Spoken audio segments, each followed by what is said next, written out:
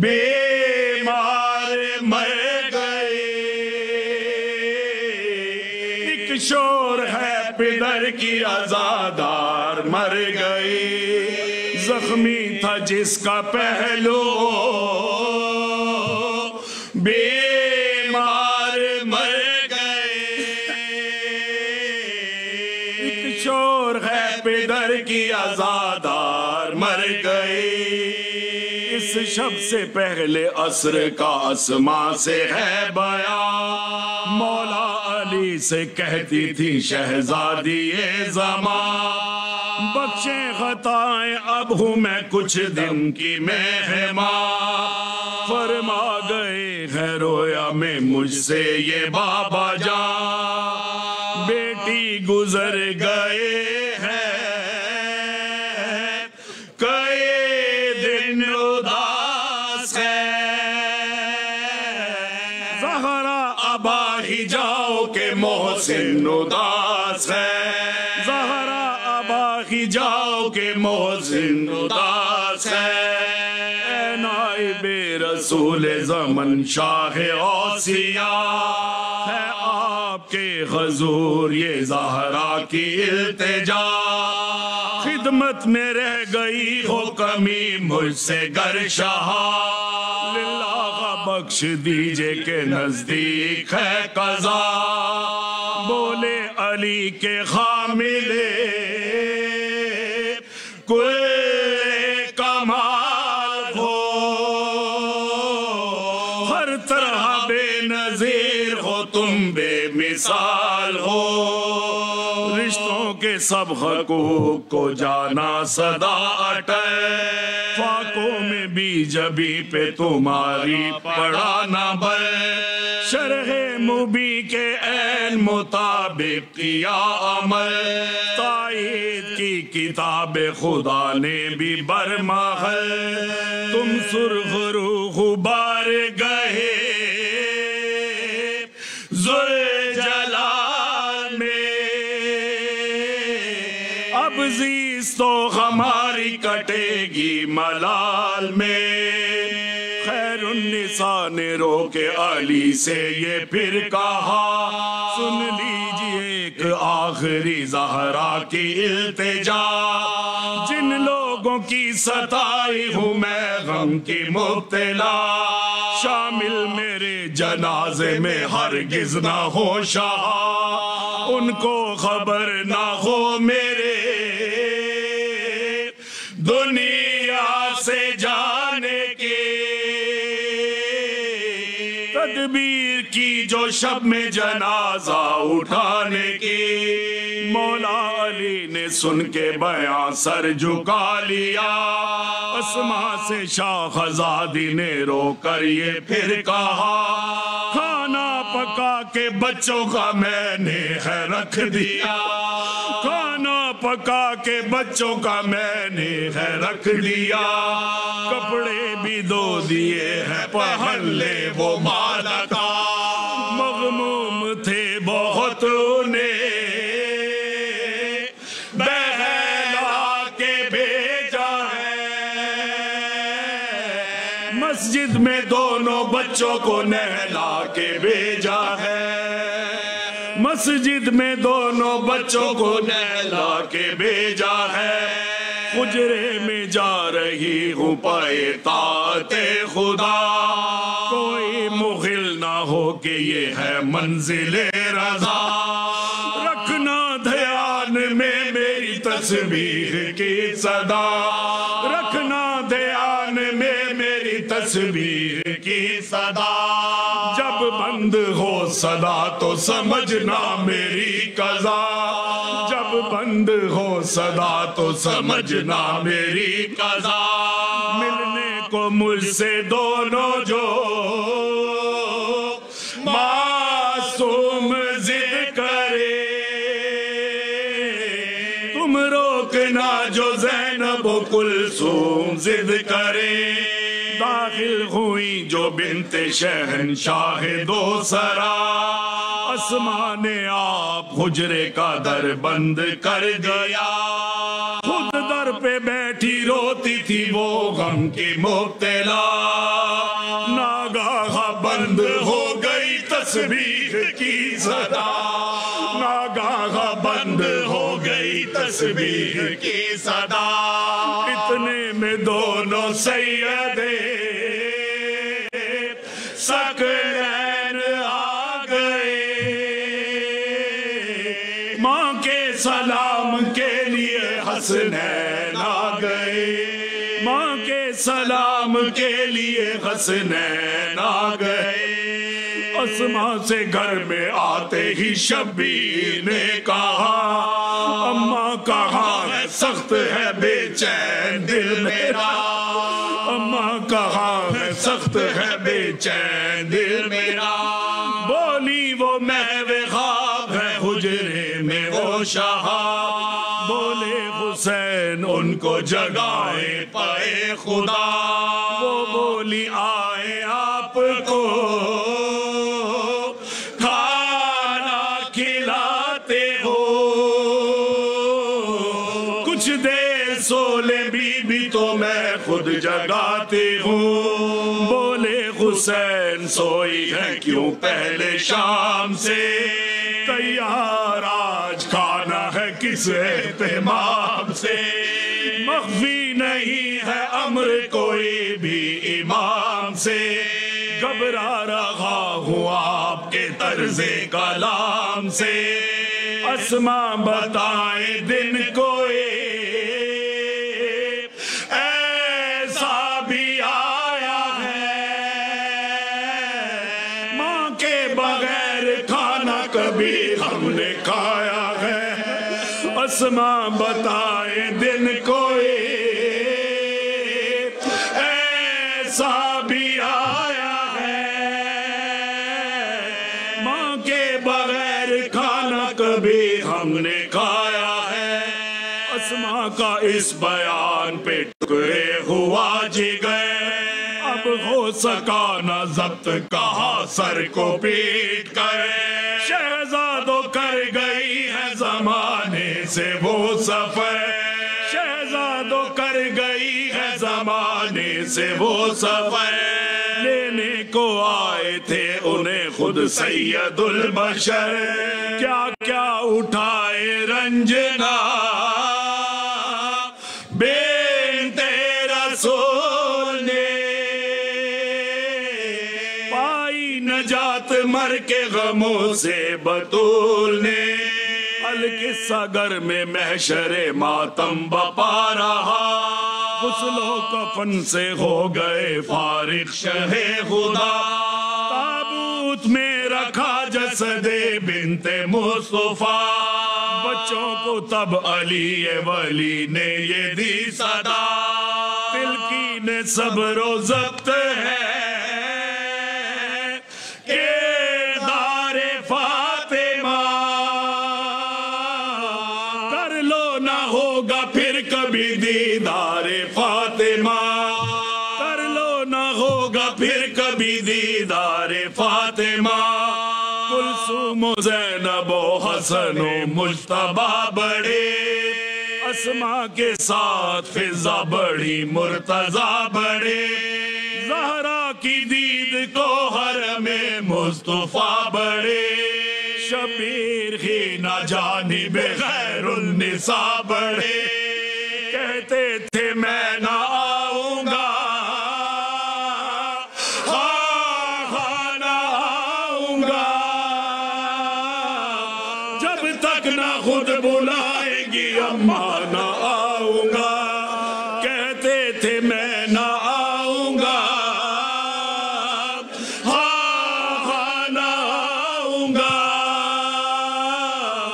جب تک نہ خود بلائیں گی اماں نہ آؤں گا، بے چین کر رہے تھے بڑے گھر کو یہ سوہن، سمجھاتے تھے حسین کو سب فرد پرمحن، قائم تھا ضد پہ سختی سے شہزادہ زمان، زیر کفن بطول کا تھرا گیا بدن، زیر کفن بطول کا تھرا گیا بدن، آئی صدا حسین میرے مال کا حسین،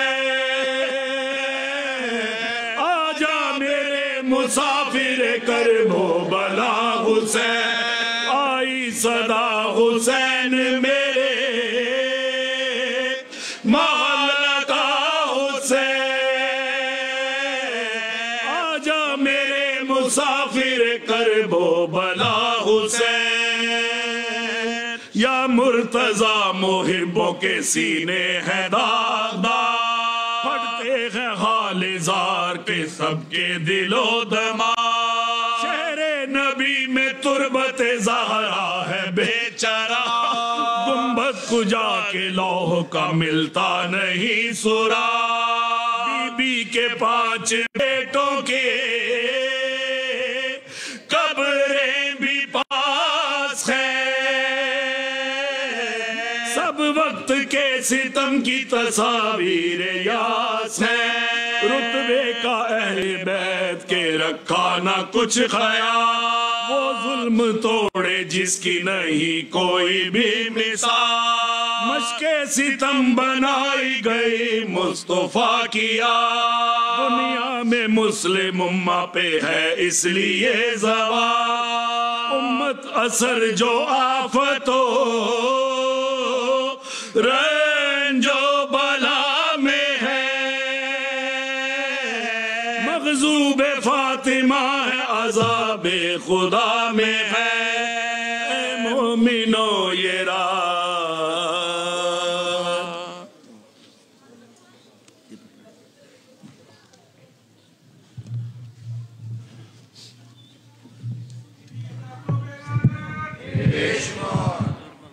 برائے بچنو دیے جناب فاطمہ الزہرا سلام اللہ علیہا سلام،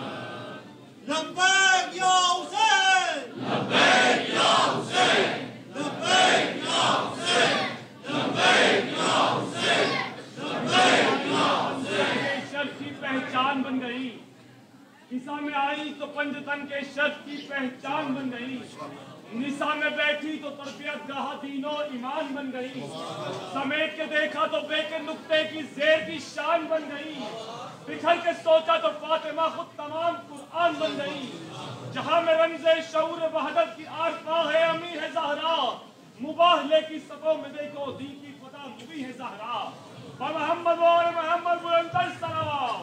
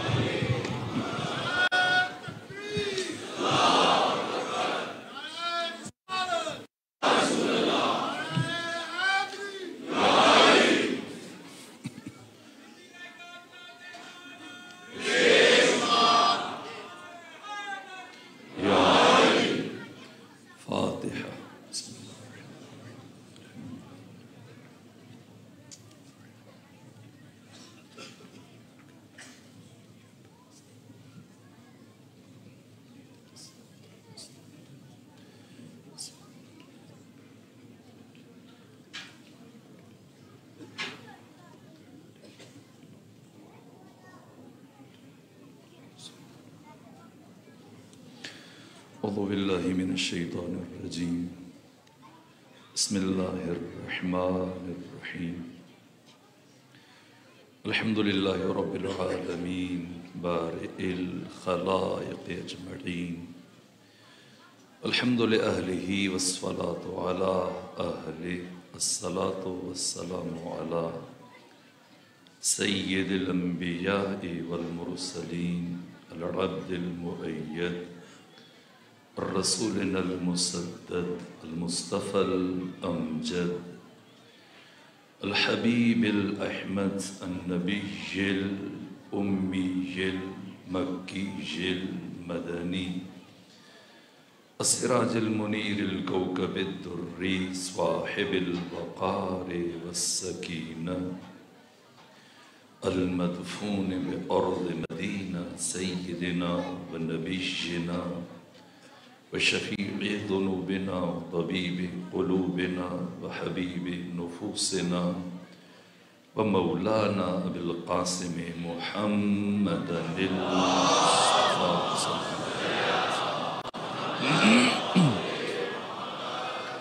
وأهل بيته الأطيبين الأطهرين الأنجبين المعصومين المظلومين، ورحمة الله على أحبابهم وأصحابهم وشيعتهم ومحبيهم ومغاليهم أجمعين، ولعنة الله على أعدائهم ومنكري فضائلهم وغاصبي حقوقهم من جوم عداوتهم إلى الآن ومن الآن إلى قيام يوم الدين وبعد يوم الدين، أما بعد فقد قال حق سبحانه وتعالى: يا أحمد لولاك لما خلقت الأفلاك، ولولا علي لما خلقتك، ولولا فاطمة لما خلقتكما۔ اے میرے مصطفیٰ، اگر تیری تخلیق مقصود نہ ہوتی تو میں اس کائنات کو نہ بناتا. اور اے محمد، اگر علی کی تخلیق مقصود نہ ہوتی تو میں آپ کو بھی اس کائنات میں نہ بھیجتا. اور اے محمد و علی، اگر فاطمہ زہرا کی تخلیق مقصود نہ ہوتی میں آپ دونوں کو نہ بھیجتا.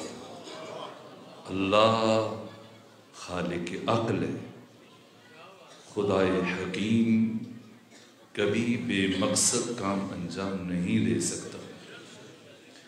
کائنات کو بنائے، کائنات کو کمال تک پہنچانے والے کو نہ بھیجے، یہ خدائے حکیم سے توقع نہیں کی جا سکتی.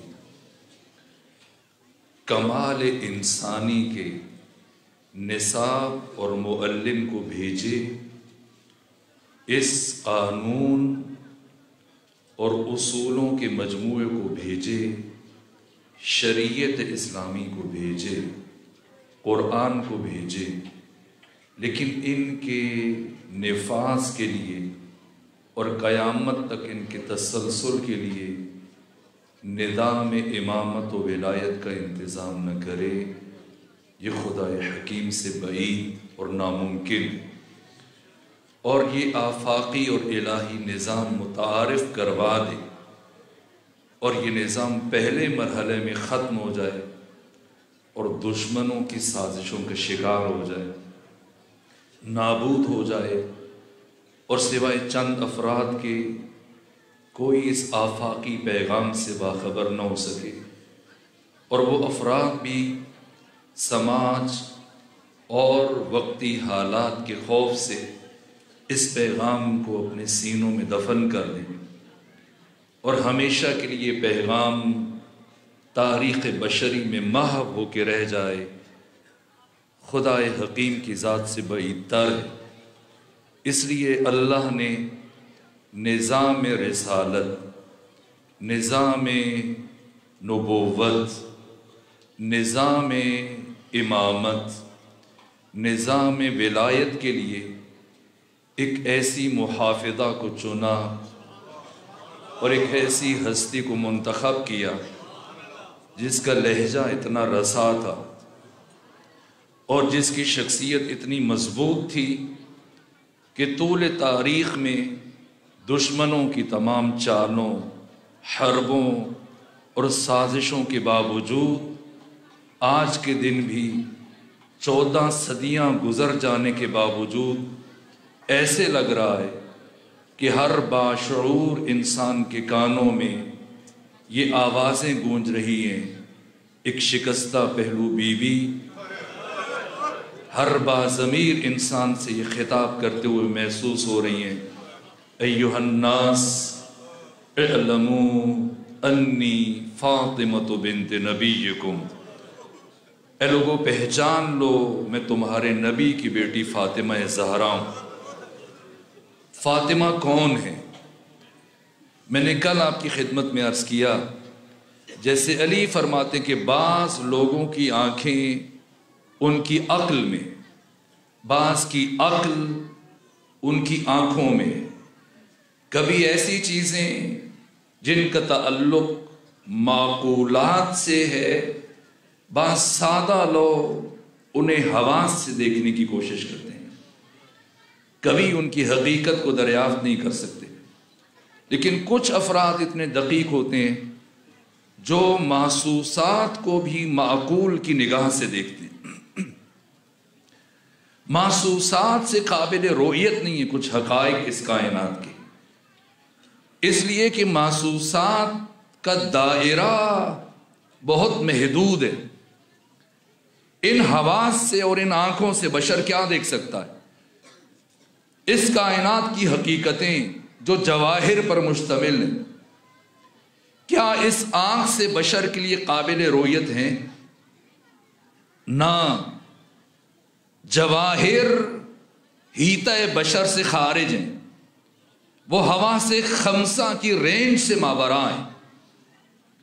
اعراض اور صرف اعراض یہ قابل رویت ہے اس چشم سر کے لیے، اور آراز کی 9 قسموں میں سے بھی صرف کم اور کیف، اور کم اور کیف میں سے بھی صرف رنگ اور روشنی، اور رنگ اور روشنی کا بھی صرف اتنا حصہ جو ہوا سے خمسہ کی رینج میں آ جائے، یہ بشر کے لیے مجہول سے معلوم بن جاتا ہے۔ محسوسات کا بھی ایک محدود حصہ جس کو انسان ان آنکھوں سے دیکھ سکتا ہے، تو وہ حقیقت عظمیٰ جو معقول سے بالاتر مشہود ہے، اور مشہود سے بالاتر حقیقت مکنون ہے، کہ کوئی نبی بھی اس کی کنہ حقیقت سے باخبر نہیں ہو سکتا، کیونکہ وہ سر عظمی پروردگار ہے، وہ اللہ کا سب سے بڑا راز ہے۔ ایک معمولی بصیرت کا حامل فرد یا 2 رکعتی ملا وہ کب اتنی بساط علمی رکھتا ہے کہ حقیقت فاطمہ سے متعلق لب گشائی کرے، ذات فاطمہ سے متعلق گفتگو کرے۔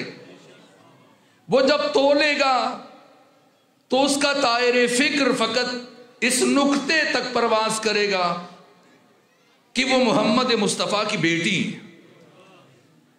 اور فاطمہ زہرا کا شرف محمد مصطفیٰ کی بیٹی ہونے میں، چونکہ وہ ظاہر بین ہے، اور اس کے لیے کمال فاطمہ کی حدود منحصر ہیں پیغمبر کی بیٹی ہونے میں، اس لیے پھر اس کمال کو وہ وسعت دیتے ہوئے پیغمبر کی بیٹیوں کی تعداد میں اضافہ کرتا ہے۔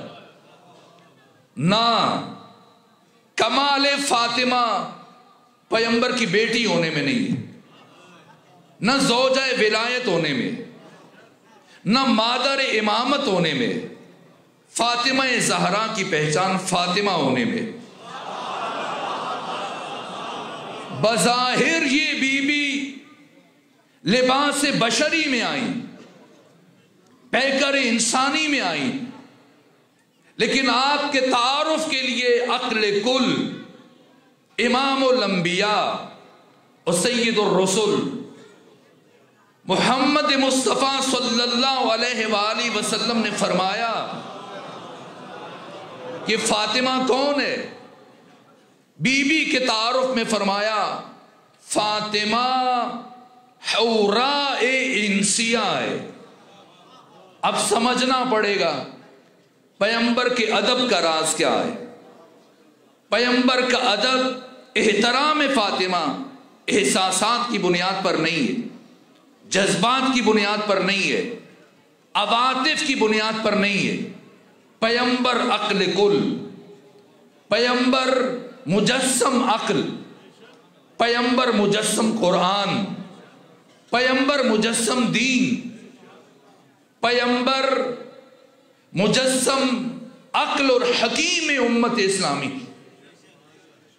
پیغمبر کا اتنا کسی کے لیے ادب کرنا، 1 مرتبہ 2 مرتبہ، دن میں کتنی مرتبہ فاطمہ آتی ہوں گی؟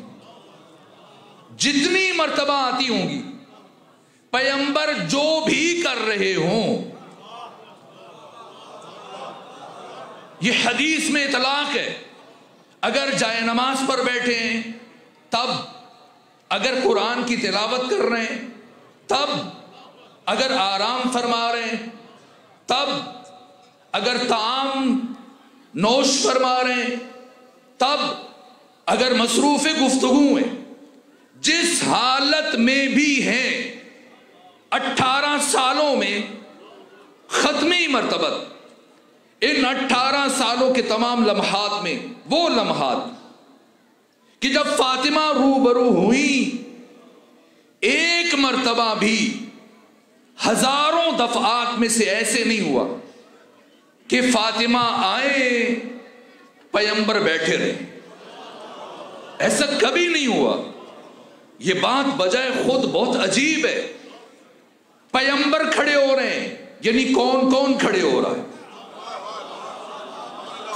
اور صرف کھڑے نہیں ہو رہے، چل کے جا رہے، اور صرف چل کے نہیں جا رہے، فاطمہ کا ہاتھ اپنے ہاتھ میں لے رہے ہیں۔ بوسہ دینے کے لیے انسان کو جھکنا پڑتا ہے۔ ہر دفعہ جب بھی ملاقات ہوتی تھی پیغمبر فاطمہ زہرا کا ہاتھ کا بوسہ لیتے تھے۔ یہ اکرام کی انتہا ہے۔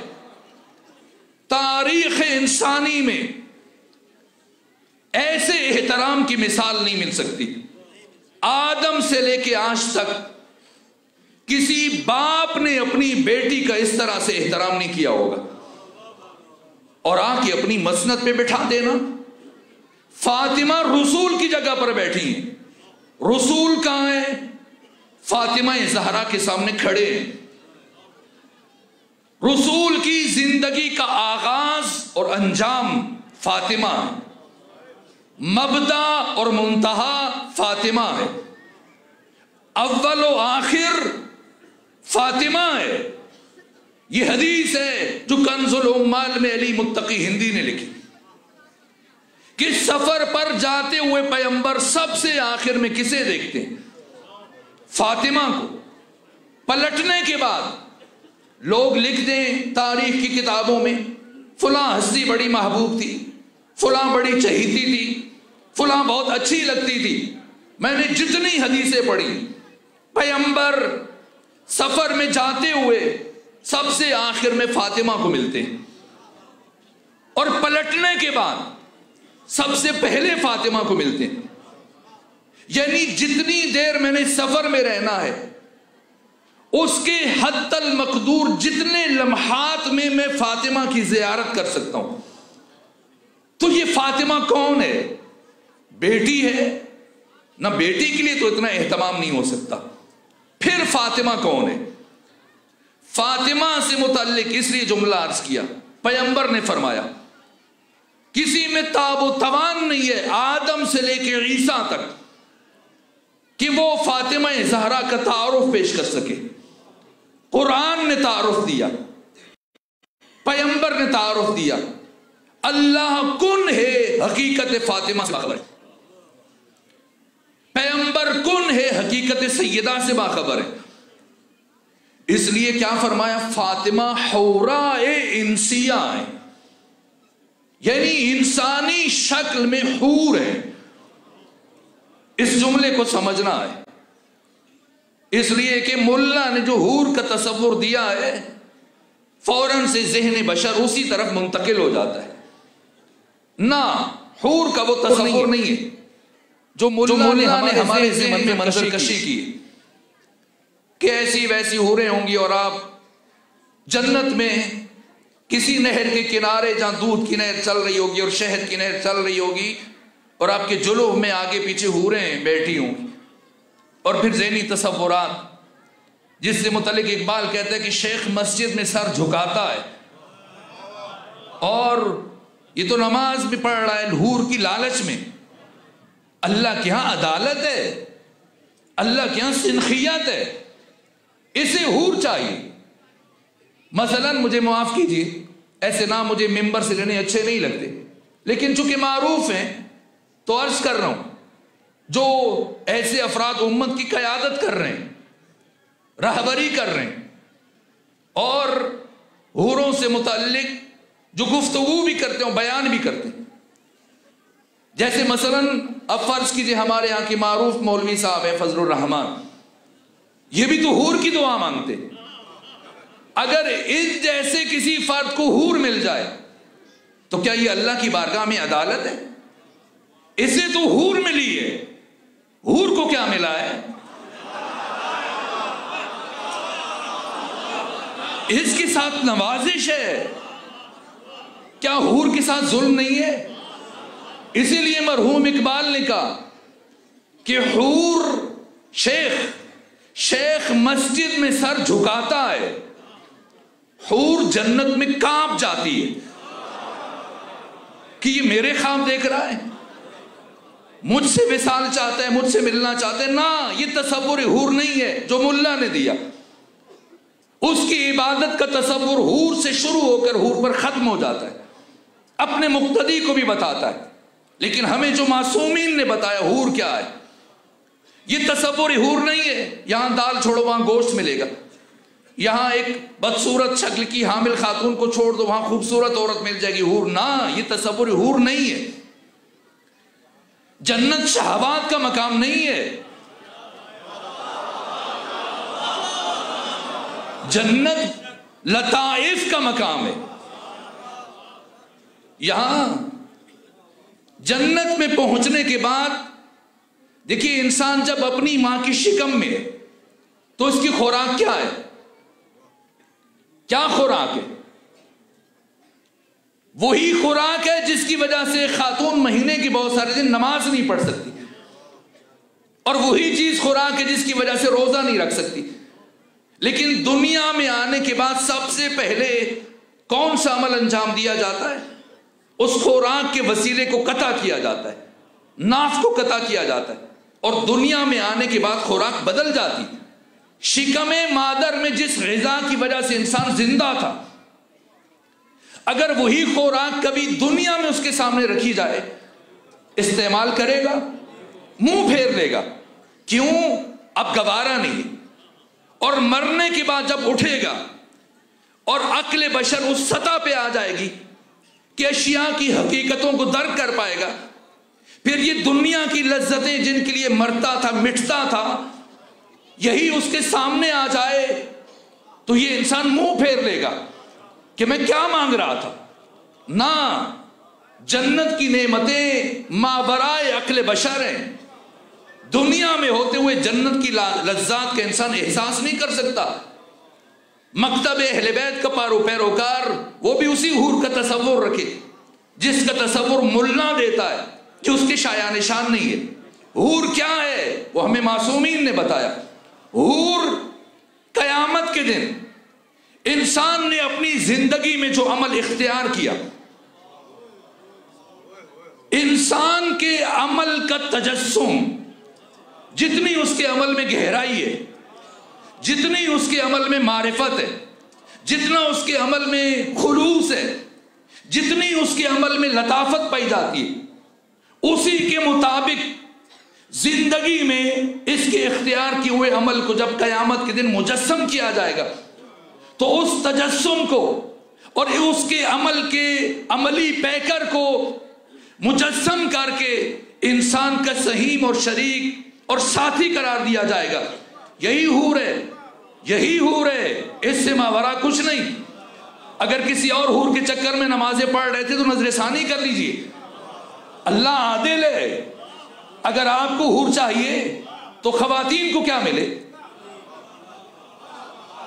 کیا جنت صرف مردوں کے لیے خواتین کے لیے نہیں ہے؟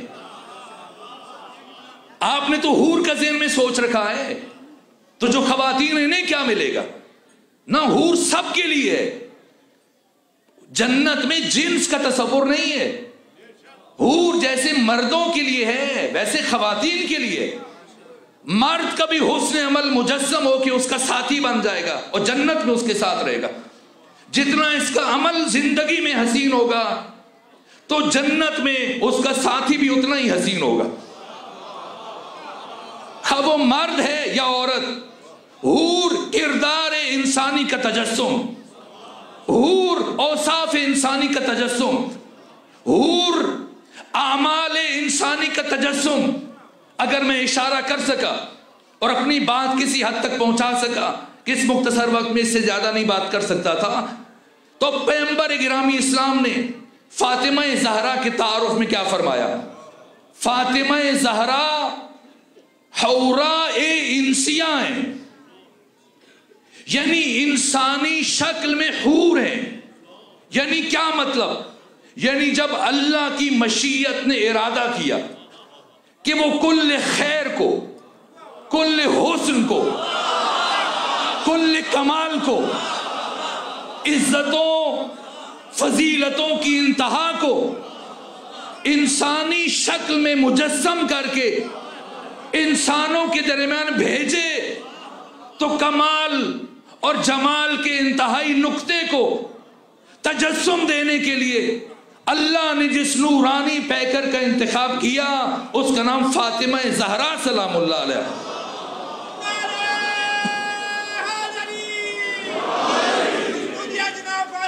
تعالی سلام اللہ علیہ بلند صلوات صلی محمد. ہر فضل، ہر شرف اپنے اوج پر، اپنے عروج پر، اپنے نقطہ کمال پر ہے.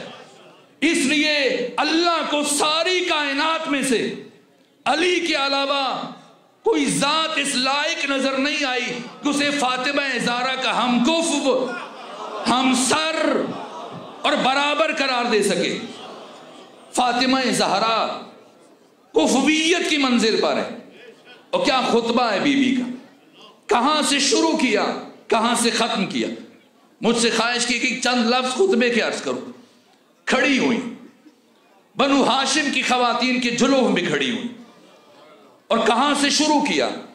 عجائبات ہیں. آیت اللہ وحید خراسانی فرماتے ہیں فاطمہ زہرا نے علم اور ادب کی دنیا میں شق القمر کر دیا. بے نظیر و بے مثال.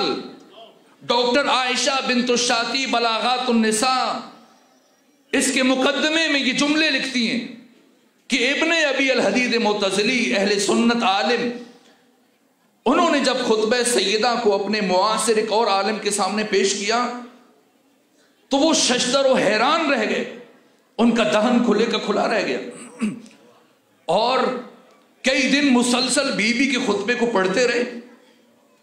اور پھر ابن ابی الحدید معتزلی کہتے ہیں چند دن کے بعد جب میرے پاس آئے کہ مجھے یقین نہیں آ رہا کہ ایک 18 سال کی خاتون اور وہ ایسا خطبہ ارشاد کرے جو علم کا بحر زخار ہے. مجھے لگتا ہے کئی دن مسلسل علی نے کوشش کر کے یہ خطبہ فاطمہ زہرا کو یاد کروایا ہوگا. اہل علم، اہل دانش، اہل بصیرت جب کھولتا ہوں واقعی حیران ہو جاتا ہے. آج علماء اور عرفاء شر پہ شر لکھے جا رہے ہیں. کہاں سے شروع کیا؟ فرمایا الحمد للہ علی ما انعم وَلَهُ الشُّكْرُ عَلَى مَا أَلْهَمَ وَالثَّنَاءُ بِمَا قَدَّمَ. عجیب ہے، حمد الگ مرحلے کے لیے، شکر الگ مرحلے کے لیے، ثنا الگ مرحلے کے لیے. حمد کیوں بیان کیا، کس موقع پر؟ حمد ہے ان نعمتوں پر جو اللہ نے ہمیں عطا کی، اور شکر ہے جو اللہ نے ہمیں الہام کیا. عجیب ہے واقعاً. میں ان کے احترام میں 2 جملے عرض کر رہا ہوں اور آگے بڑھنا چاہتا ہوں. اختتامی مجلس ہے اور زیادہ وضاحت کی گنجائش نہیں. انعام کیا ہے؟ سیدہ نے سب سے پہلے انعام سے بات شروع کی اور حمد کو نعمت کے ساتھ جوڑا. وہ کون سی نعمت ہے جس پر فاطمہ زہرا خطبے کے آغاز میں اللہ کی حمد کر رہی ہیں؟ سمجھنا پڑے گا فاطمہ زہرا کی زندگی کا محور کیا ہے. ایک دن علی گھر میں داخل ہوئے، سیدہ کو سلام کیا، دیکھا بخار کی حالت میں چکی پیس رہی ہیں اور ہاتھوں پر چھالیں. علی کی آنکھیں نم ہوئی، دیکھتے رہے. کہا فاطمہ اگر آپ تھک چکی ہیں اور طبیعت ناساز ہے تو میں آپ کی کمک کرتا ہوں. کہا نا امیر المومنین، آپ آرام کیجیے، میں چاہتی ہوں میں خود چکی چلاؤں. خود چلاتی رہی بخار کی کیفیت میں. پھر اٹھی اور ٹھنڈے پانی سے وضو کیا اور نماز کے لیے کھڑی ہوں. مولا متقیان دیکھتے رہے، آنکھوں سے اشک گرتے رہے. نماز پڑھ کے آئیں، پاس بیٹھی. کہا سیدہ پہلے آپ نے اس حالت میں چکی پیسی، میں نے خواہش کی لیکن آپ نے مجھ سے خواہش کی کہ نہ میں خود اپنے کام کو انجام دوں گی. پھر آپ نے ٹھنڈے پانی سے وضو کیا تو کیا جواب دیا؟ کہ ٹھنڈے پانی سے وضو اس لیے کیا تاکہ حق تعالی کے ساتھ گفتگو کر سکوں، کلام کر سکوں. اور اس حالت میں بخوشی، اس کیفیت میں، بخار کی حالت میں چکی اس لیے پیس رہی تھی تاکہ علی کی خدمت کر سکوں. حسن کی نہ تاکہ اللہ کے اولیاء کی خدمت کر سکوں۔ دید فاطمہ علی کو دیکھتے ہوئے کس حیثیت سے دیکھتی ہیں؟ ولی خدا، حسن ولی خدا، حسین ولی خدا۔ فاطمہ کی زندگی کا محور ولایت ہے، اور خطبے کا آغاز حمد خدا کے ساتھ ولایت کو بیان کیا۔ حمد ہے اللہ کی کہ اس نے نعمتیں دی۔ کون سی نعمت فاطمہ زہرا کے مد نظر ہے؟ یہ امام صادق نے فرمایا، جب 40 سوال پوچھے نعمان بن ثابت ابو حنیفہ سے، اس نے بھی منصور دوانکی کے دربار میں امام سے 40 سوال پوچھے تھے، جنہیں میں نے آپ کے شہر میں بیان کیا، اور پھر امام نے بھی پلٹ کر 2 سال گزرنے کے بعد اس سے 40 سوال پوچھے، اور سب سے آخری سوال کیا پوچھا تھا؟ اگر حافظوں موجود ہو، امام نے پوچھا، اے ابو حنیفہ، یہ جو قرآن کی آیت ہے، ثم لتسألن یومئذ عن النعیم، کہ پھر قیامت کے دن نعمتوں سے متعلق سوال کیا جائے گا۔ ابو حنیفہ بتائیے وہ کون سی نعمتیں ہیں جن سے متعلق قیامت کے دن سوال کیا جائے گا؟ کہ یہی جو ہم کھاتے ہیں، پیتے ہیں، پہنتے ہیں، استعمال کرتے ہیں۔ امام نے فرمایا اگر یہ نعمتیں مراد ہیں تو پھر مجھے بتاؤ، اگر کوئی شخص تمہیں اپنے گھر کھانے پہ بلائے، بہترین کھانے تمہارے سامنے دسترخوان پر سجا دے، مشروبات دے، اچھی طرح کھلائے پلائے، جب تم رخصت ہونے لگو بہترین تحائف دے، خوشبو اور پارچہ دے، تمہیں عزت سے رخصت کرے، لیکن اس کے بعد جب بھی ملاقات ہو لوگوں کے درمیان وہ تمہیں روک کر پوچھنا شروع کر دے، بتاؤ فلاں دن جب تم میرے گھر میں آئے تھے میں نے تمہیں کھانے میں کیا دیا تھا، پینے میں کیا دیا تھا، بعد میں تحفے کون کون سے دیے تھے، تو بتاؤ تم ایسے شخص کے بارے میں کیا خیال کرو گے؟ کہ میں یہی سمجھوں گا بہت کمظرف ہے، بہت کمینہ ہے، جو دے کے جتلا رہا ہے؟ کہ اب بتاؤ خدا کے بارے میں کیا خیال ہے؟ خدا کے بارے میں کیا خیال ہے؟ کیا تو خدا کے بارے میں یہ سمجھتا ہے کہ یہاں یہ کھانے پینے پہننے کی نعمتیں دے گا اور قیامت کے دن تمہیں صف میں کھڑے کر کے تم سے سوال کرے گا؟ کہ پھر جعفر صادق آپ بتائیے وہ کون سی نعمتیں ہیں جن سے متعلق قیامت کے دن سوال کیا جائے گا؟ فرمایا ہوشیار ہو جائیے، وہ نعمت ہم محمد و آل محمد کی ولایت کی نعمت ہے، جس سے متعلق قیامت کے دن ہر بشر سے سوال کیا جائے گا۔ یہ نعمتیں جن پر دین مکمل ہو رہا ہے، جن کی وجہ سے اللہ راضی ہو رہا ہے، جن کی وجہ سے کافر مایوس ہو رہا ہے، اليوم اتممت علیکم نعمتی، اس نعمت پر فاطمہ زہرا اپنے خطبے کا آغاز کر رہی ہیں اور فرما رہی ہیں الحمدللہ علی ما انعم وَلَهُ الشُّكْرُ عَلَى مَا أَلْهَمَ۔ جانتی تھی کسی کے ذہن میں یہ سوال آ سکتا ہے کہ یہ خطبہ علی نے یاد کروایا، فاطمہ زہرا اتنا بلیغ خطبہ کیسے دے سکتی ہیں؟ اس لیے خطبے کے آغاز میں ولایت پر ہم کرنے کے بعد سیدہ نے مقام شکر پر سب سے پہلے اس نقطے کو بیان کیا، وَلَهُ الشُّكْرُ عَلَى مَا أَلْهَمَ، اور خدا کا شکر ہے جو اس نے ہمیں براہ راست الہام کیا۔ یعنی ہم اس عالم ہست و بود میں فاطمہ زہرا کسی کی شاگرد نہیں ہے، فاطمہ زہرا صرف اور صرف شاگرد پروردگار ہے۔ فاطمہ زہرا کا معلم، مرشد، استاد صرف اللہ ہے، اور جب اس کائنات میں پیدا ہوئی تو عالمہ آئیں۔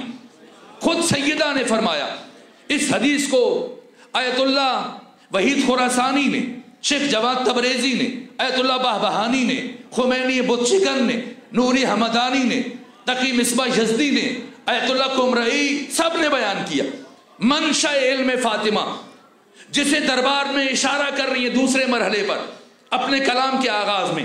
سیدہ فرماتی ہیں ان اللہ تعالی خلق نوری، پروردگار نے میرے نور کو خلق فرمایا، وَكَانَ يُسَبِّحُ اللَّهُ تعالی سبحانہ، اور اللہ نے جیسے ہی میرے نور کو خلق کیا تو میرا نور اسی لمحے اللہ کی تسبیح میں مصروف ہو گیا، اللہ کی بندگی میں، اللہ کے ساتھ راز و نیاز میں، یہاں تک کہ ثم استودع نوری فی شجر من اشجار الجنہ، پھر اللہ نے میرے نور کو جنت کے درختوں میں سے ایک درخت میں منتقل کر دیا، فاضاءت، تو وہ درخت چمکنے لگا، روشن ہو گیا، نورانی ہو گیا۔ وَإِذَا دَخَلَ أَبِي مُحَمَّدْ لَيْلَةَ الْمِعْرَاجِ فِي الْجَنَّةِ، اور جب شب معراج میرے بابا محمد مصطفیٰ جنت میں داخل ہوئے، الہمہ اللہ الیہ الہاماً، تو اللہ نے میرے بابا کے دل پر یہ الہام کیا، یا ایھا الرسول کل من تلک الشجرہ، اے رسول اس درخت سے کھا لیجئے، فاکل ابی، تو میرے بابا نے کھا لیا، ثم استودع نوری الی صلب ابی محمد، تو یوں اللہ نے میرے نور کو اس درخت سے میرے بابا کے صلب میں منتقل کر دیا، اور وہاں سے الی خدیجہ ابن خویلد یہ نور منتقل ہوا جناب خدیجہ کی طرف، فوضعتنی، اور میں دنیا میں آ گئی، لیکن میں ہوں کون؟ جیسے پیغمبر نے فرمایا حورہ انسیہ، اب سیدہ مقام خود شناسائی میں اپنا تعارف کرتے ہوئے فرماتی ہیں، تمام فقہا نے، تمام محدثین نے، صفحے اول کی شخصیات نے اس حدیث کو ذکر کیا، فوضعتنی، میں دنیا میں آ گئی، لیکن میری حقیقت کیا ہے؟ کبھی وہ فرد جو اپنی بیٹی سے مسئلے پوچھ کے آ رہا ہے، وہ میرے سامنے کھڑے ہو کر گفتگو کرنے کی جرات نہ کرے۔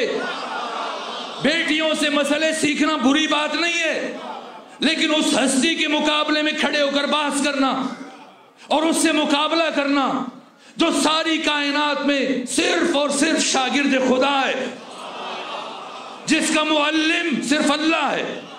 ایک مرتبہ کیا فرما رہی ہیں؟ فوضعتنی، میں دنیا میں آ گئی، لیکن میری حقیقت کیا ہے؟ انا من ذالک النور، میں وہی نور ہوں، اعلم بما کان وما یکون وما هو کائن الی یوم القیامہ، جو سب جانتا ہے، جو ہوتا رہا ہے، جو ہو رہا ہے، جو قیامت تک ہوگا، جو بعد از قیامت واقع ہوگا۔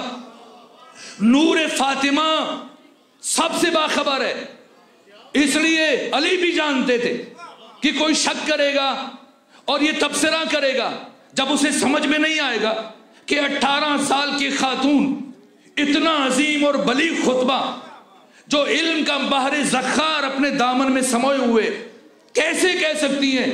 اس لیے مشکل کشا علی نے ہمیں سمجھانے کے لیے ایک مرتبہ جب گھر میں داخل ہوئے، بی بی کو سلام کیا، اور سلام کرنے کے بعد کہا، فاطمہ آج میرا جی چاہتا ہے کہ آپ میرے پاس آئیں، آ کے بیٹھیں، میں آپ کو اس کائنات کے اسرار، رموز، علوم، معارف، تعلیم دوں۔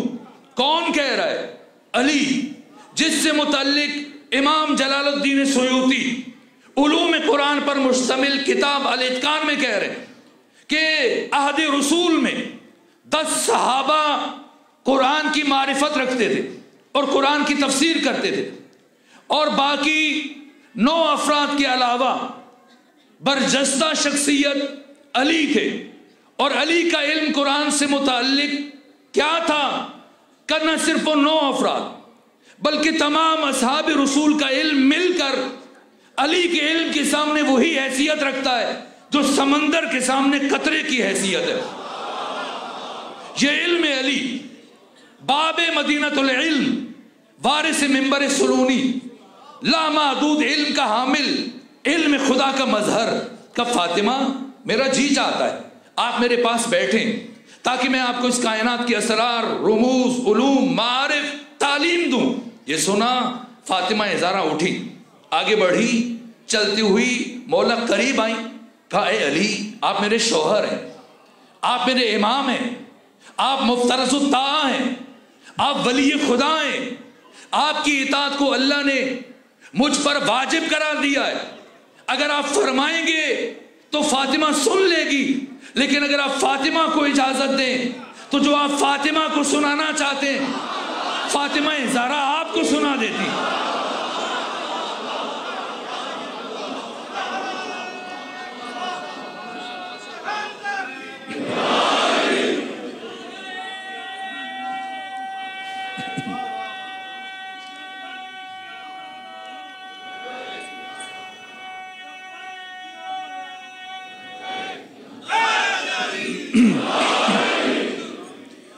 علم الہیہ کا مظہر فاطمہ زہرا گھر سے مسجد کی طرف جا رہی ہیں۔ ام سلمہ آگے بڑھی اور کچھ خواتین، 3 ازواج نبی کے علاوہ باقی سب خواتین نے خواہش کی، جن میں سب سے آگے ام سلمہ تھی، اجازت دیں ہم بھی آپ کے ہمراہ چلیں۔ فرمایا نہیں، یہ بصیرت فاطمہ ہے، میں نہیں چاہتی میرے بابا کی کسی زوجہ کی حرمت پائمال ہو جائے۔ آج کا محاذ خود فاطمہ زہرا طے کرے گی۔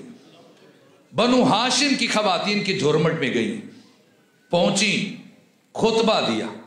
میرے عزیزو، اگر پروردگار نے کبھی توفیق دی، خطبہ فاطمہ سے متعلق کچھ نہ کچھ عرض کرنے کی کوشش کروں گا۔ مجلس کا اختتام ہو رہا ہے، خطبہ دیا۔ سوال، فاطمہ زہرا کیوں گئی دربار؟ فتح کے لیے۔ اب بڑی تعداد میں حد نگاہ تک مومنین بیٹھے ہوں، کھڑے ہیں۔ اگر اس بزم میں کوئی خاتون چلتے ہوئے آ جائے، گلی سے گزرتے ہوئے اس اجتماع میں کھڑی ہو جائے اور کھڑے ہو کر فریاد کرے کہ میں سڑک سے گزر رہی تھی، کسی نے مجھ سے میرا مال چھین لیا، مجھ سے میرا زیور چھین لیا، بتائیں آپ اس خاتون سے متعلق کیا سوچیں گے؟ آپ سوچیں گے اگرچہ اس کا نقصان ہوا، لیکن یہ قطعی مناسب نہیں تھا کہ اتنے اجنبیوں کے سامنے کھڑے ہو کر فریاد کرے۔ میرے عزیزو، آپ کی تعداد بہت کم ہے، اگرچہ ہزاروں کی تعداد میں، اس کے باوجود جتنا اجتماع مسجد نبوی میں تھا اس کی نسبت بہرحال آپ کی تعداد کم ہے۔ تو وہ فاطمہ جس کی زندگی کی سب سے بڑی خواہش یہ تھی، جب پیغمبر نے پوچھا فاطمہ بتائیں آپ کی زندگی کی سب سے بڑی خواہش کیا ہے، تو فرمایا صرف ایک خواہش ہے، کبھی کوئی نامحرم مجھے نہ دیکھے اور نہ کبھی میں کسی نامحرم کو دیکھوں۔ تو جس بی بی کی زندگی کی سب سے بڑی خواہش یہ تھی کہ کوئی نامحرم نہ دیکھے، آج ایسی کیا مجبوری ہے کہ فاطمہ زہرا گھر سے چلتے ہوئے مسجد تک آ گئی۔ ابھی وہ دروازہ بند نہیں ہوا جو مسجد میں کھلتا تھا، کچھ دن بعد امت نے بند کیا۔ ایک قدم کا فاصلہ ہے اگر بی بی اس دروازے سے جائے، لیکن نہ آج وہاں سے نہیں جا رہی، آج گلیوں سے گزر کر مرکزی دروازے سے فاطمہ زہرا دربار آ رہی ہیں۔ جو چاہتی تھی کوئی نہ دیکھے، آج چاہتی ہیں سب کو پتہ چل جائے کہ نبی زادی زندگی میں سب سے پہلی دفعہ اس حال میں اجنبیوں کے سامنے جا رہی ہے۔ میرے عزیزو، خطبہ دیا اور خطبہ دینے کے بعد کتنی مرتبہ خود وہ افراد جو کوہنیاں مار رہے تھے، مسکرا رہے تھے، لیکن چاروں ناچار اتنا گریا ہوا دربار میں کہ وہ افراد بھی لاجواب ہو گئے، معذرت خواہانہ رویہ اختیار کیا اور کوئی جواب نہیں بن پڑتا تھا۔ میرے عزیزوں، بہت عجائبات ہیں، بہت تفصیلات ہیں۔ فدق سیدہ کی مجبوری نہیں تھی، وہ جو مالک جنت ہے، مالک کوثر ہے، مالک کائنات ہے، وہ چند درختوں کے لیے نہیں گئی تھی۔ پھر کیا مجبوری تھی؟ کیوں یہ افراد اتنی تعداد میں اتنی دیر سے کھڑے ہیں؟ آج تو بارش نہیں ہو رہی ہے، پچھلے سال اسی دن اسی شہادت کے موقع پر میں نے دیکھا ایک طرف سے بارش برس رہی تھی، دوسری طرف اسی طرح سے بڑی تعداد میں افراد بارش کے نیچے، برستی ہوئی بارش کے نیچے کھڑے رہے، جبکہ سردی عروج پہ تھی۔ کیوں کھڑے؟ اس لیے کہ جانتے ہیں فاطمہ زہرا فدق کے لیے نہیں گئی تھی، پھر کیا مجبوری تھی؟ قیامت تک آنے والے باشعور انسانوں تک نعمت ولایت کو پہنچانے کے لیے، انسانوں کو مومن بنانا، یہ فاطمہ زہرا کی مجبوری تھی۔ اس لیے اس پیغام ولایت کو پہنچانے کے لیے کیا کیا انداز اختیار کیا۔ جو خطبہ دیا، بجائے خطبہ دے کے گھر چلے جائیں، نہ، پہلے خطبے میں سیدہ نے 63 آیات پڑھی، 63 آیات پڑھی، اور دوسرا خطبہ جو خواتین کے سامنے دیا، جب ساری خواتین بی بی کی عیادت کے لیے آئیں کہ نبی زادی زخمی ہوئی ہے، تب سیدہ نے اپنے خطبے میں 9 آیتیں پڑھی، یہ 72 آیتیں، اور اس طرح سے لگتا ہے خطبہ پڑھتے ہوئے کہ آیت الگ نہیں ہے، اس قدر مزاج سیدہ قرآنی مزاج ہے۔ اور خطبہ دینے کے بعد فاطمہ پلٹ کر گھر نہیں گئی، کہاں گئی؟ ایک ایک دروازے پر دستک دے رہی، اٹھو باہر آؤ، غدیر میں جو اعلان سنا تھا او گواہی دو، حق پامال ہو رہا ہے۔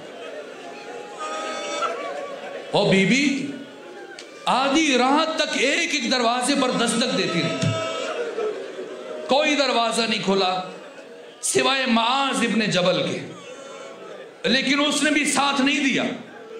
کہا فاطمہ میرے اکیلے انسان کی مدد آپ کے کس کام آ سکتی ہے، جبکہ سارے مدینے نے خاموشی اختیار کر رکھی۔ نبی زادی نے فرمایا اے معاذ، جب تک فاطمہ زندہ ہے کبھی تمہارے ساتھ زندگی میں کلام نہیں کرے گی۔ یہ کہہ کے چلی، معاذ بن جبل کا بیٹا داخل ہو رہا گھر میں، اپنے باپ سے پوچھا نبی زادی آئی ہمارے گھر میں؟ کہا آئی تھی۔ کہا کیوں آئی تھی؟ کہا مجھ سے مدد طلب کر رہی تھی۔ کہا کیا مدد طلب کر رہی تھی؟ کہا کہہ رہی تھی غدیر میں جو اعلان سنا، مسجد نبوی میں آ کے گواہی دو کہ میں نے یہ اعلان سنا تھا۔ کہا آپ نے کیا جواب دیا؟ کہا میں نے کہا مجھ اکیلے کی گواہی آپ کے کس کام کی؟ کہا پھر نبی زادی نے کیا کہا؟ کہا نبی زادی نے کہا جب تک زندہ ہوں تمہارے ساتھ کلام نہیں کروں گی۔ معاذ بن جبل کا بیٹا، میں نے تاریخوں میں پڑھا ہے، گھر چھوڑ کے چلا اور باپ سے کہا جس سے فاطمہ ناراض ہے اس سے میں بھی ناراض رہوں گا، چونکہ میں نے نبی سے سنا ہے کہ اللہ کی ناراضگی فاطمہ کی ناراضگی میں ہے۔ اور سنیں گے نبی زادی ایک ایک گھر پہ گئی، اور کہاں گئی؟ جناب حمزہ کی قبر پر بیٹھ کے گریہ کیا اور کہا اے حمزہ کاش آج آپ زندہ ہوتے تو حق اس طرح سے پائمال نہ ہوتا۔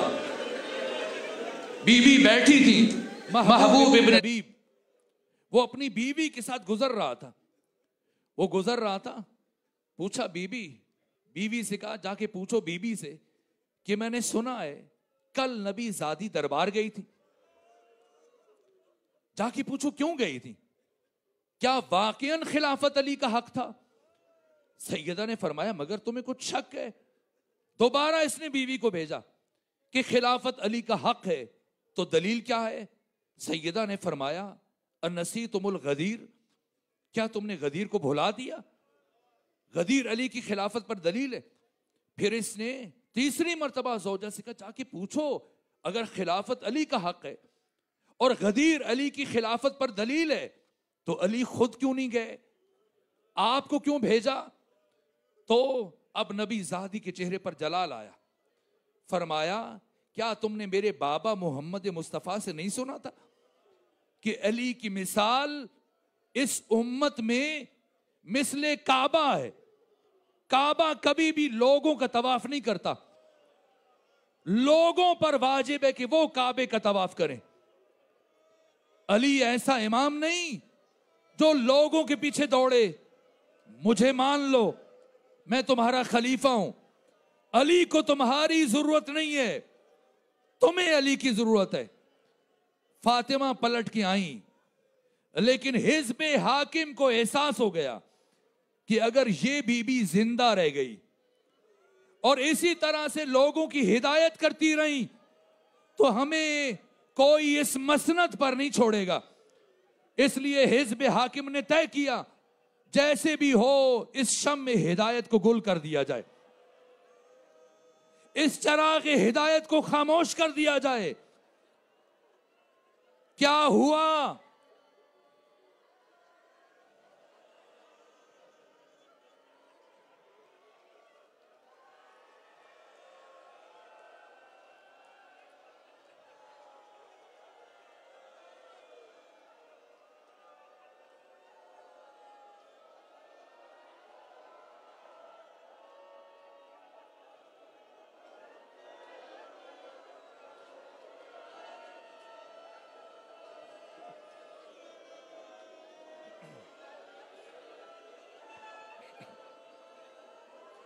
میں نہیں پڑھتا،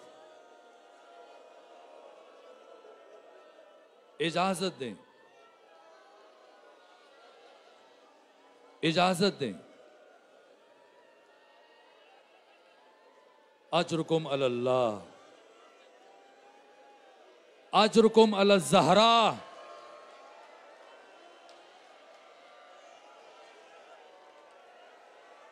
اجرکم علی الفاطمہ۔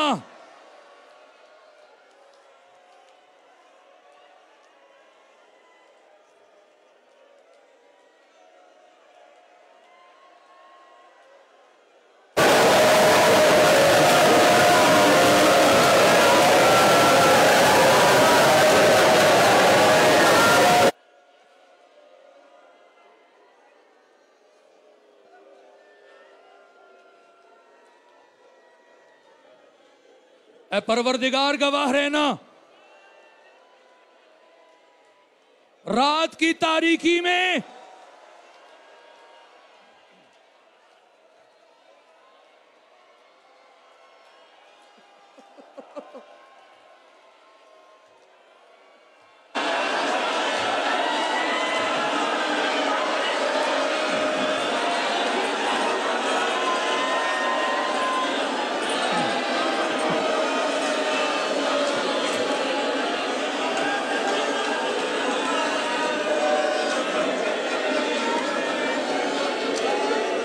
پروردگار تو جانتا ہے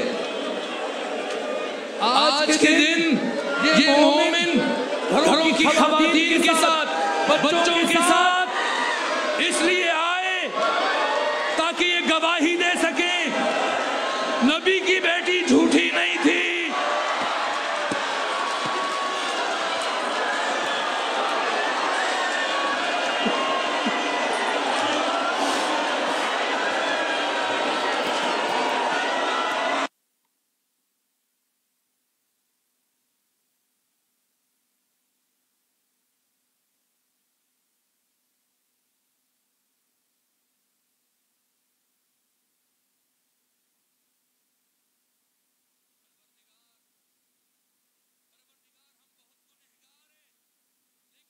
قیامت کے دن کبھی ان کے ساتھ مشہور نہ کرنا۔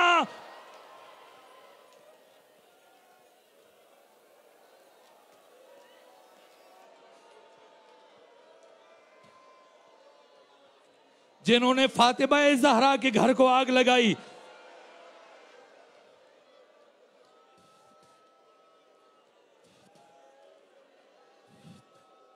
میرے عزیزو، چند جملوں کی اجازت، چند جملوں کی اجازت۔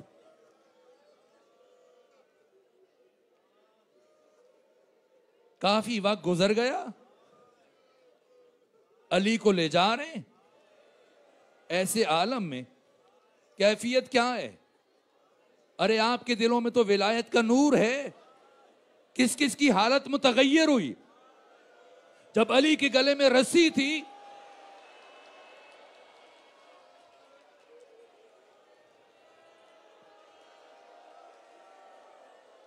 ابو ذر سے صبر نہیں ہوا، تلوار کی طرف ہاتھ بڑھایا، علی نے سلمان کی طرف دیکھا، سلمان دوڑے، کہا ابو ذر کیا تو فاتح خیبر سے بڑا شمشیر زن ہے؟ آج اگر فاتح خیبر تلوار نہیں اٹھا رہے، میرے عزیزوں میں نے کئی کتابوں میں یہ روایت دیکھی ہے، ایک یہودی جو گزر رہا تھا، جیسے علی کو اس حال میں دیکھا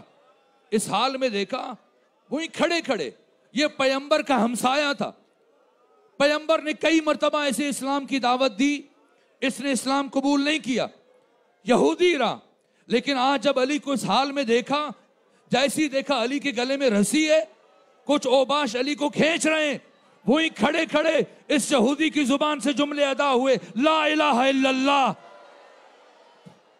محمد الرسول اللہ علی ولی اللہ۔ ایک مسلمان صحابی آگے بڑھا، کب پیغمبر نے تمہیں کئی مرتبہ زندگی میں دعوت دی، تو نے کلمہ نہیں پڑھا، کیا دیکھا کہ تو کلمہ پڑھ رہا ہے؟ کہ میں اس انسان کو جانتا ہوں، اس علی کو، جب کتنے دن تک یہ باقی افراد قلعہ خیبر کو فتح نہیں کر سکے تھے، میں نے اس دن علی کی شجاعت دیکھی تھی، جس نے ایک جنبش دست سے در خیبر کو فضاؤں میں اچھال دیا تھا، آج انہی افراد کے ہاتھوں اسیر بنا ہے۔ کچھ تو بات ہے، اگر مصطفیٰ کا جانشین برحق نہ ہوتا،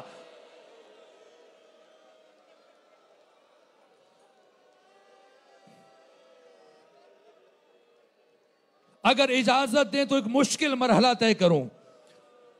میں نے ابھی تک اس مصیبت کا آغاز نہیں کیا جو ارادہ کر کے آیا تھا، لیکن اس کا ایک حصہ پڑھنے کی اجازت دے دیجئے۔ میرے عزیزوں، علی کے گلے میں رسی ہے، دشمن علی کو کھینچ رہا ہے، نبی زادی نے اپنا ہاتھ علی کے دامن میں ڈالا،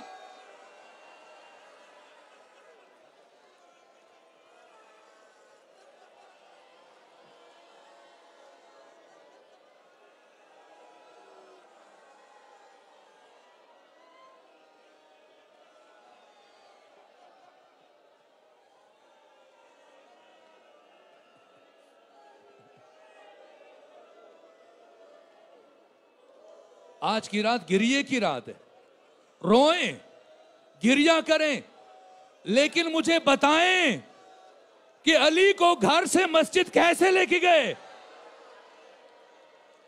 اپنے دلوں پہ ہاتھ رکھ کے مجھے بتائیں، کیا علی کو گھر سے مسجد اس طرح لے کے گئے جس طرح سے 61 ہجری میں علی کی شیر دل بیٹی زینب بنت علی کو؟ نہیں عزیزو،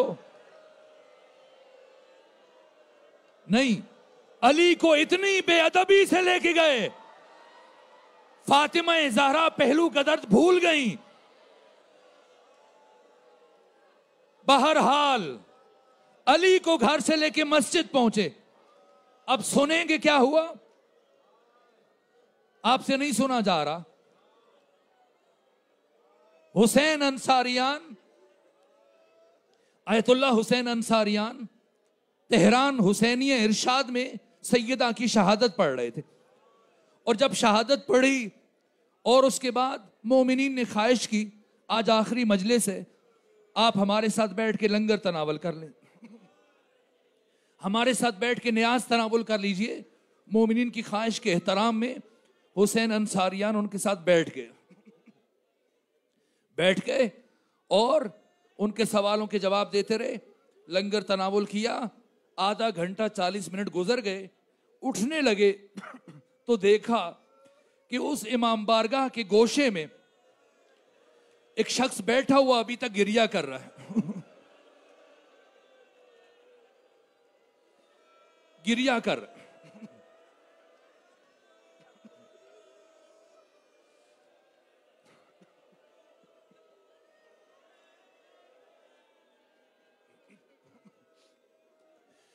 آقا انصاریان چلتے ہوئے اس کے پاس آئے، کہا میں نے بی بی کے بہت سارے مصائب پڑھے، بتا کون سی بات تمہیں ابھی تک رلا رہی ہے؟ اس جوان نے کہا آقا انصاریان شاید آپ کو معلوم نہیں ہے، میں تہران میں ہڈیوں کا ڈاکٹر ہوں.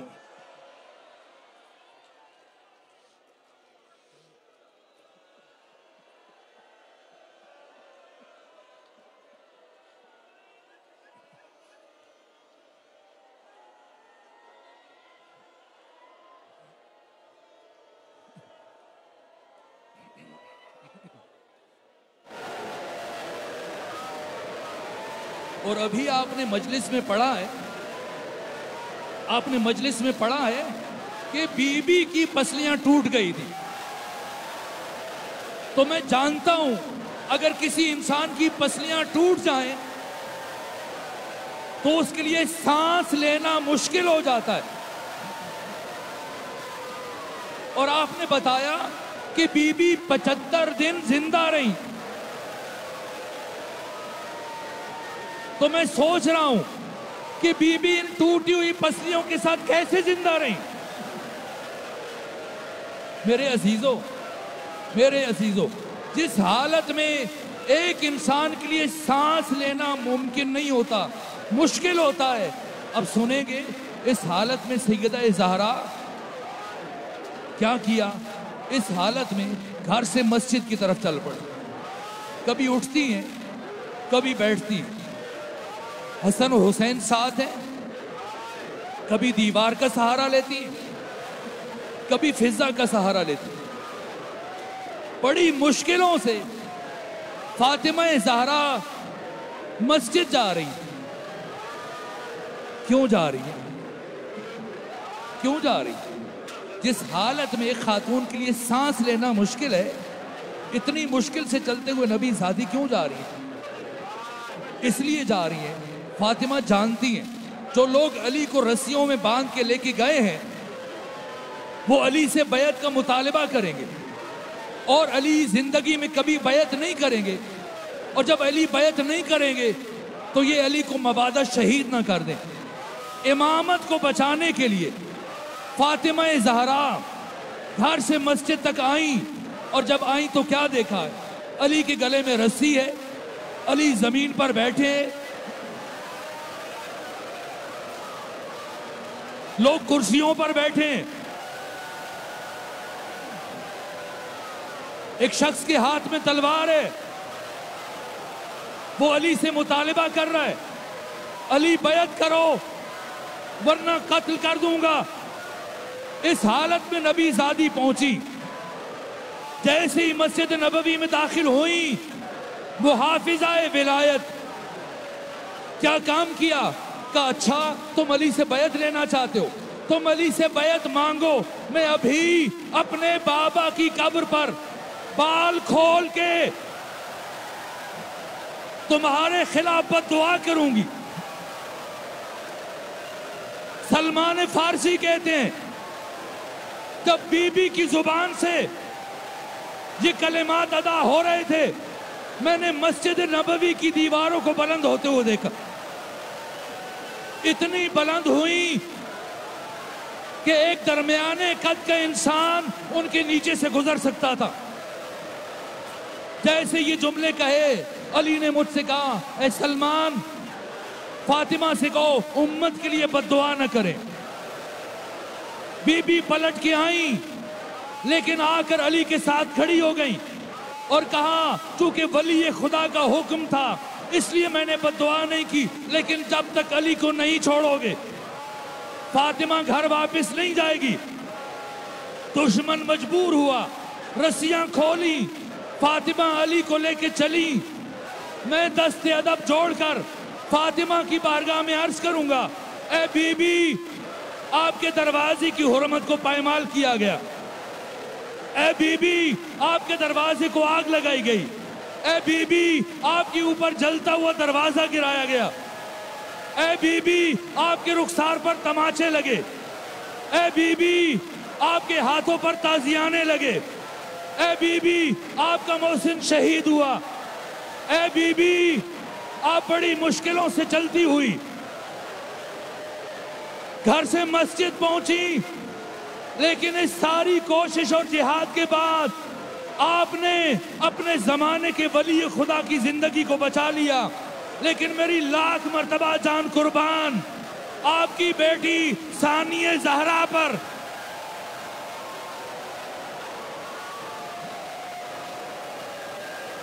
جو مدینے سے کربلا تک بھائی کے ساتھ چلی، لیکن 70 قدم کے فاصلے پر بھائی کو 13 ضربوں سے شہید ہوتے ہوئے دیکھا. بس میرے عزیزو، اب سکت نہیں ہے، اب جنازہ اٹھنے لگا ہے. اے ہزاروں کی تعداد میں موجود غیور مومنوں، کاش تم مدینے میں ہوتے.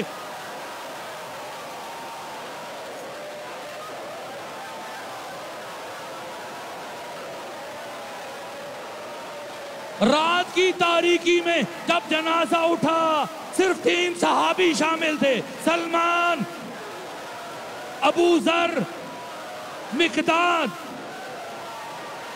میرے عزیزوں، غسل و کفن دیتے ہوئے آج علی کے ساتھ ہم آواز ہو جائیں. آج اس طرح روئیں جیسے علی رو رہے تھے. سنیں گے جب علی نے بی بی کی شہادت کی خبر سنی، جب سلمان نے بتایا علی فاطمہ زہرا شہید ہوئیں، بی بی وفات کر گئیں، فسخط علی وجہہ، علی ابن ابی طالب منہ کے بل زمین پر گرے.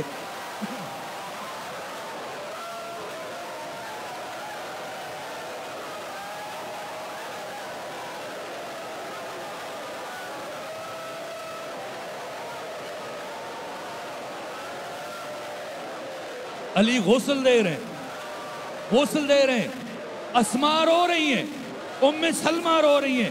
علی فرماتے ہیں اسماء آہستہ رو، حسنین نہ سن لیں، زینب ام کلثوم کو تکلیف پہنچے گی. اسماء کہتی ہے اچانک نہیں معلوم علی کو کیا ہوا. علی نے سیدہ کو غسل دینا چھوڑ دیا، اپنا سر دیوار پر رکھ دیا. علی ایسے رونے لگے جیسے بوڑھی ماں اپنے جوان بیٹے کی لاش پر روتی ہے.